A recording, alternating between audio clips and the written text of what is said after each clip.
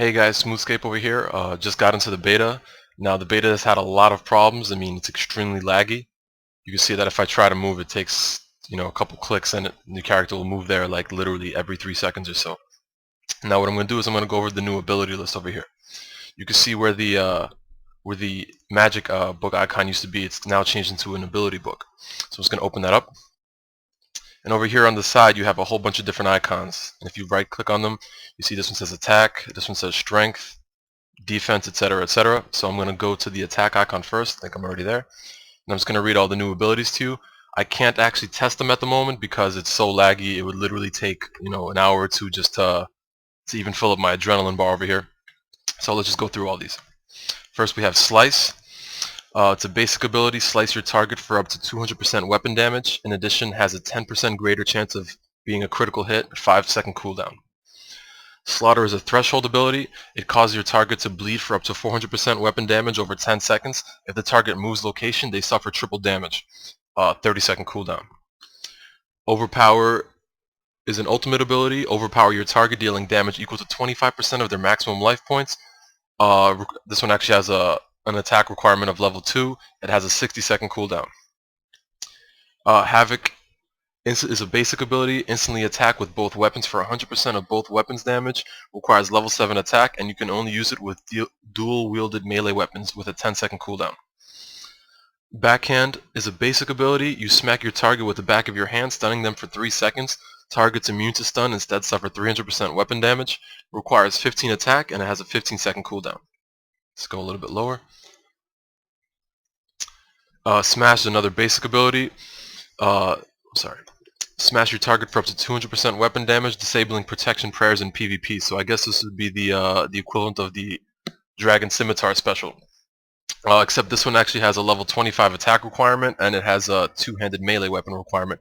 The reason why you can see that's actually red down there is that my character is actually wielding dual rapiers. So, well, I wouldn't be able to use that one. Alright, next up is Barge. Shoulder barge at your target, stunning it for 3 seconds on contact. Target immune to stun instead, suffer 300% weapon damage. Requires 34 attack, 20-second cooldown. Next up we have Flurry. It's a threshold ability. Perform a flurry of blows against your target, dealing 400% weapon damage over 6 seconds. And it says it's channeled, which I'm not exactly sure what that means. That might be a new aspect of the game. You can see it has kind of like a claw icon here, so I guess that would be the new Dragon Claw special, so to speak. It requires 37 attack and dual-wielded melee weapons with a 20-second cooldown. Next up is Sever, which is a basic ability. Sever your target's nerves, dealing up to 300% weapon damage and reducing any damage they deal by 10% for 10 seconds. Now this one actually sounds like an awesome attack because it kind of has a built-in Aegis Aura effect. It requires level 45 attack and it has a 30-second cooldown. Next up is Hurricane, which is a threshold ability. You spin on the spot, dealing up to 400% weapon damage to all adjacent targets. Requires level 55 attack. It's a two-handed melee weapon requirement with a 20-second cooldown. I think we have just one more here. Nope, two more. Massacre is one of the ultimates. You destroy your target, dealing up to 200% of both weapons damage instantly and causing an additional 200% of both weapon damage over 6 seconds. So this one is one of the ones that would probably benefit a lot using a chaotic rapier or chaotic longsword. So I'll definitely try to test this out in another video soon. Requires level 66 attack with dual-wielded melee weapons, and it has a 60-second cooldown, which I believe is the standard for ultimates. The other one, which I think we saw in when RuneScape released that YouTube video, is Meteor Strike. Crash down your target with the force of a meteor, dealing damage equal to 40% of their maximum life points, only usable on targets with over 50% life points remaining. This one requires level 81 attack, and it's with a two-handed melee weapon with a 60-second cooldown. Alright, now we just finished all the basic attack ones, so let's go to the strength ones. Start at the top. Kick is a basic ability. Kick your target, stunning them for 3 seconds. Targets immune to stun instead suffer 300% weapon damage. Requires 3 strength with a 15-second cooldown. Punish is a basic ability. Punish your target's mistakes, dealing... That's an interesting way to put it. Dealing 125% weapon damage or 175% weapon damage if they're stunned. Requires level 8 strength with a 5-second cooldown. You have Dismember, another basic ability. It deals 200% weapon damage over 6 seconds, requires 14 strength with a 30-second cooldown. Fury is a basic ability, deals damage equal to 150% of 6 seconds auto attack damage to your target, and again it says channeled, which I'm not exactly sure what that means, so we're going to have to figure that out a little bit later. It requires level 24 strength, and it has a cooldown of 20 seconds. Next up we have Destroy. It's a threshold ability. Destroy your target, dealing damage equal to 300% weapon damage to your target over 6 seconds, during which time they are also stunned. It's a channeled ability. Requires 37 strength. It's a dual-wielded melee weapon ability, and it has a 20-second cooldown. Next up is Quake, another threshold ability. Smash your weapon into the ground beneath you, dealing 150% weapon damage to all adjacent targets. Requires level 37 strength and a two-handed melee weapon with a 20-second cooldown. Berserk is an ultimate ability. You harness your adrenaline to increase all damage dealt, but also all damage received by 100% for 10 seconds. So, harness your adrenaline to increase all damage dealt, but also damage received by 100. Oh, okay, so that's basically you're kind of taking damage and giving it out a little bit more. Requires level 42 strength, and it has a cooldown of 60 seconds. Cleave is a basic ability. Cleave through your foes, dealing 75% weapon damage to all targets in a frontal cone. Requires 48 strength and a two-handed melee weapon with a 10-second cooldown. Assault is a threshold ability. Deals damage equal to 250% of 6 seconds auto attack damage to your target. It's channeled, requires 55 strength and a 30-second cooldown. Let's go down a little further. Last three, we have Smite. It's a basic ability. Smite your target's defenses, dealing 75% of both weapons damage, or 150% of both weapons damage if they are not wielding a shield.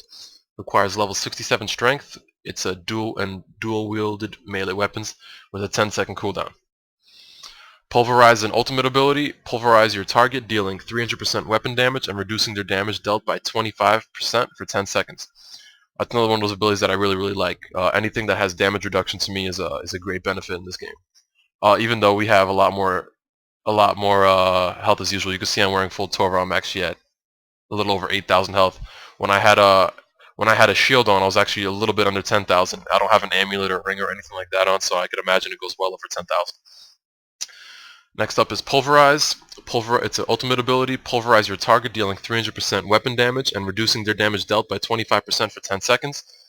Requires 81 strength, a two-handed melee weapon, and a 60-second cooldown. Frenzy is another ultimate. Perform a frenzied attack lasting 10 seconds. Target standing directly in front of you take damage equal to 20% of their maximum life points every 2 seconds. It's channeled. This one has the highest requirement we've seen so far. Requires level 86 strength. Usable with dual-wielded melee weapons with a 60-second cooldown.